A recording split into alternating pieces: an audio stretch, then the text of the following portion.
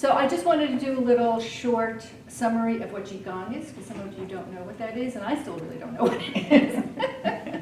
But Qigong is an ancient Chinese energy-based practice that really taps into a very rich storehouse of our natural wisdom and health. That's what I love about it. And Qi means energy, and Gong means cultivation. So it's this relationship between energy and cultivation. It's this relationship between form and matter. We're considered a form. So the best analogy I could give you is the Frankenstein analogy. Frankenstein was form. He was built by all kinds of materials. But the thing that got him alive was he had to plug into his energy source, which was electricity. And then Frankenstein became alive. So that's kind of it in a nutshell. That's who we are. We're kind of like the Frankenstein. We're born to our mother. Our mother sustains us in the womb by the umbilical cord, which is our energy pack. And then when we're born, that cord is cut. There's so many symbolisms to this. The cord is cut, and then we're on our own. We're on our own energy source because we've left the mom for sustaining us. And then, when you're a baby, you're all energy and it's a very small body, and the baby is perfect. It breathes fully, there's no stress in the body, it's a lot of fluids coming out, I mean, it's pink.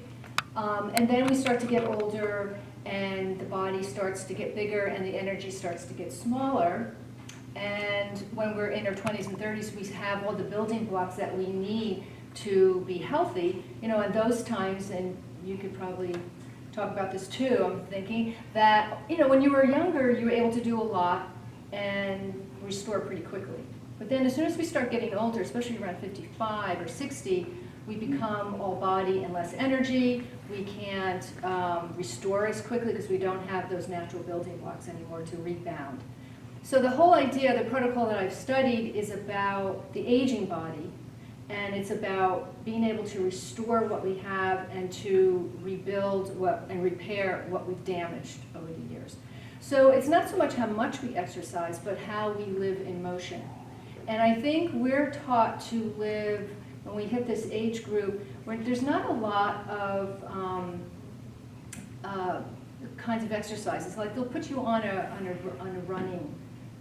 treadmill, or maybe weights, or Zumba, and all. That stuff could be really damaging to an aging body. And there's also yoga, which I've done practically my whole life, but I find that even that now is a little bit too much for an aging body. So Qigong to me is the perfect balance of being able to get a nice workout exercise of the body, the mind, and the spirit. So it's that trinity that you'll see like in a yoga. It's very Eastern philosophy. So that's it in a nutshell. Any questions from anybody? Or any thoughts about that? Does it make sense? Because it took me a really long time to understand energy that way.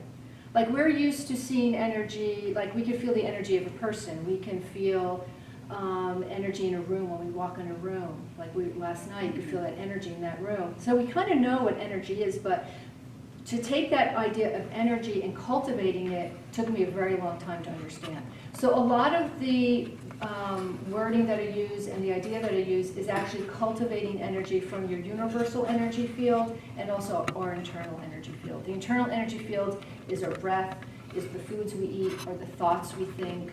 That's internal energy, and universal energy is what's around us, nature especially. And also Qigong follows natural's laws. So we are coming out of the fall season and we're moving into our winter season. And that's a whole nother topic. But as the weather's getting colder, we're going to do physical movements that keep the body warm without exhausting it. So we want to keep our thermostat high in the winter. We want to keep circulated so we don't get pathogens, don't come in through the skin and get sick. So that's kind of what we work on for this season as we're coming into the winter. So we're going to do things that take care of our lungs, to keep them clear, and to keep our circulation going. So that'll be the physical movement.